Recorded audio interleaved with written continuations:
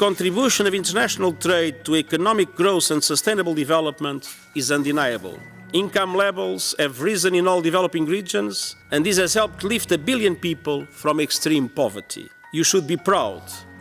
But globalization has also fueled fears and anxieties and seriously weakened popular support for trade multilateralism. More than 700 million people, or 10% of world population, still live in extreme poverty.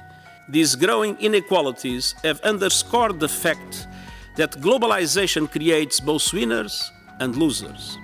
If WTO reform is to effectively respond to this challenge, it must be meaningful, fair, legitimate, and sustainable. It is worth highlighting that when trade tensions rise, there are no winners, only losers, especially among developing countries. It is therefore essential that tensions continue to be resolved through multilateral dialogue and cooperation.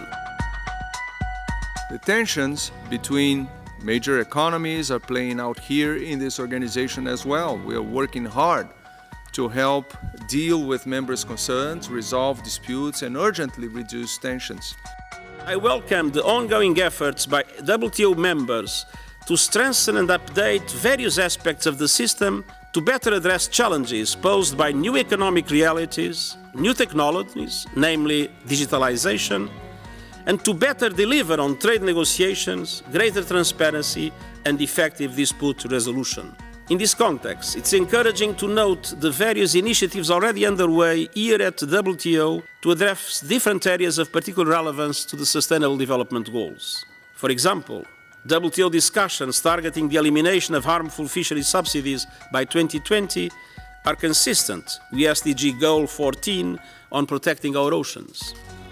Health targets have been assisted by the amendment of the TRIPS agreement, which helps developing countries to access generic medicines at more affordable prices. And improved transparency on agricultural subsidies will enhance our efforts to achieve food security, as well as to follow more sustainable agricultural practices with benefits for the climate, as called for in Sustainable Development Goal number 13.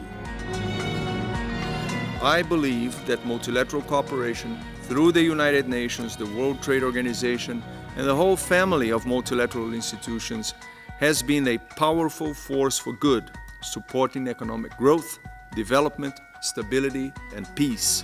Yet, at this crucial moment, the multilateral system also faces huge challenges.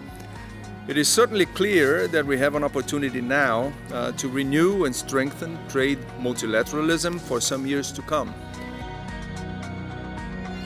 Your Excellency António Guterres, your presence today alongside the WTO Director General sends an important signal to the world about our firm commitment to multilateral cooperation in support of our shared objectives of economic growth, stability, poverty reduction, and sustainable development.